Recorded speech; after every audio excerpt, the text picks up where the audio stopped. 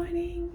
As some of you already know, my boyfriend lives in Lucerne and there are a few things I will miss when we move to Zurich, and I will show them to you in this little video. Very close to where he lives is the Löwendenkmal, the lion monument, and it tells you a story about the French Revolution and the Swiss that were preventing the palaces and died there. This is it. It's quite a touristy spot, as you can see. And the park surrounding it is absolutely beautiful. A lot of Swiss soldiers were sold because they were so good. So this is a memoir to them. And this is a bit a pricey coffee place, but it's absolutely beautiful as well, and I would recommend that. Lucerne generally has quite a rich history, so the places are packed full of stories.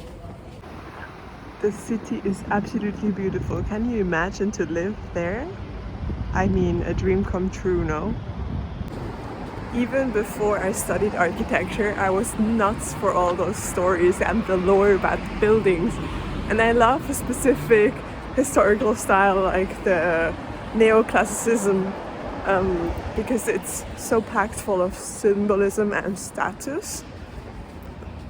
Although I am not really a fond of the whole colonial history behind it and the welfare and the Ausbeutung. I forgot the words for that. The next location I'm going to show you is a church, and in Swiss German, spitz sein means to be really horny. We used to joke about this church because it's so spitz, that it's so like steep, the roof is so picky, spiky, that I always joke about, if she is this spitz, you have to run. This is the church I was telling you about, and now it's ringing. How crazy. Look, and how spiky or spitz are those roofs. Another funny story I can tell you here is that these are Fachwerkhäuser. I forgot the English word for it, but this is quite Swiss traditional. It has become very rare, I must say.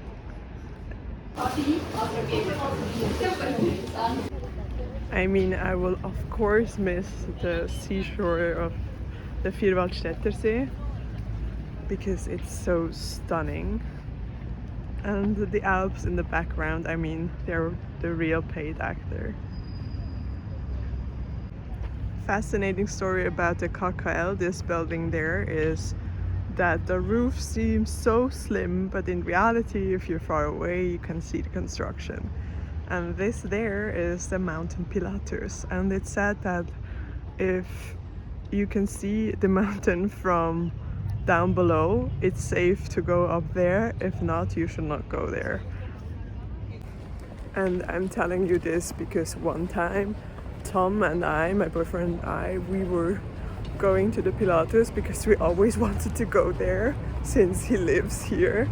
And then it was quite gloomy, it was raining the days before, so we went there and a huge rock came down the butterfly path 20 centimeters next to my boyfriend's head, and I just saw that. I couldn't do anything, and it was because it was wet before and all those things, and I was so in shock. I was shaking. So if it's wet, if it was raining before, don't go hiking, guys. This is like survival code for hiking, but there will be coming a YouTube video where it's just about my hiking tips for you, so you have a safe and fun experience and not something like this. Serious question of mine: why can't they plant trees in rows everywhere, called Alleen? I mean, Alleen add to the city environmentally because they cool the city down. Otherwise, it's absolutely beautiful. You can see the trees growing. Yeah, and I'm so sorry that I'm at the loud street. The Schweizerhof, this hotel, is also quite an historical and famous building because when it comes to world wars, they used to meet and discuss the things here on what to do about them, how to prepare, what their next move would be, and actors from all over the world who came here to discuss this. I've never been inside. I always wanted to go, maybe one day. A bridge that connects two things is called a passerelle, and here you can see one. And it's funny because I did a passerelle here in Zurich. In Switzerland you have the general school system that is that you go to kindergarten, primary school, secondary school, then you go to something called Sekundarstufe or Oberstufe, which is like high school, and from there you either do an apprenticeship or you go to the gymnasium where you get your matura, and with this you can study in Switzerland at every uni that is available. So I did apprenticeship as a dental nurse, and after that I wanted to try modeling full time, which I didn't like and came back to real quick. So I set all my efforts in doing a matura after an apprenticeship, which means you have to do a Berufsmatura and the passerelle. And the passerelle is basically 4 years gymnasium packed in one, and it's really tough, but the best thing you can do if you want to study and you don't want to spend or lose so much time. And when I was about 16, my modeling career was popping off, and it was the discussion if I should even do an apprenticeship. But I'm so happy I have done it, because otherwise I would have not been able to apply to the Berufsmatura, later on the passerelle, and maybe I would have never been able to study. So I'm so thankful. But maybe I will do another video on that topic, like on how I got from Real. This is like one of the lowest classes in the high school to ETH.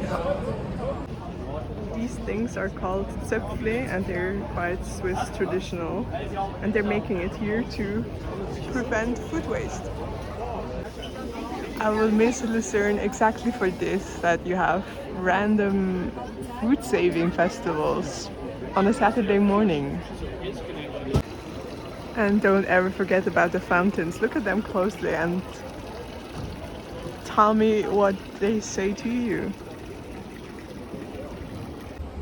Maybe I am absolutely weird for being so fascinated about fountains.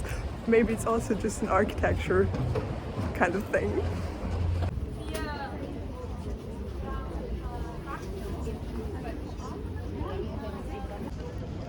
This here is Europe's oldest roofed wooden bridge, and it's quite old. It burned down twice, but it's still standing in Lucerne, and it's definitely something you have to see if you're here.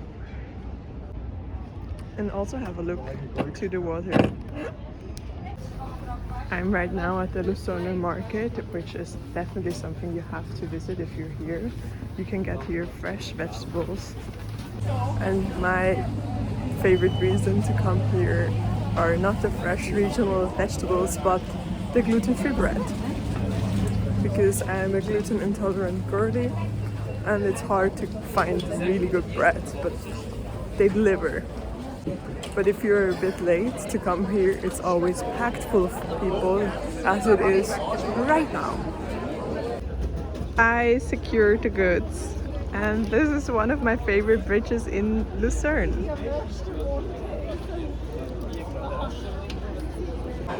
I think here you have to bring a bit of time and appreciation of the local industry, otherwise you're at the wrong place. This is the Bourbaki, and on top of there is a panorama painting of the German-French War of 1871 that you can witness. And why does Lucerne have such a painting of the German-French War here? Well, it is that the Swiss are on the border of the French and the German, and they always profited from warfare. therefore it just makes sense to like showcase how the Swiss profited from all the immigrants that were coming to Switzerland and mostly also stayed, or the trades that they could do on the border, to showcase this in a way. And I think the Bourbaki does this very, very, very well, and it's something you have to see if you're here. What's also super cool in my opinion is that the Bourbaki is not only all about this painting, but they have a cinema in there, they have a cultural hub in there, the city library is in there, and all this together makes this cultural hub where you can meet.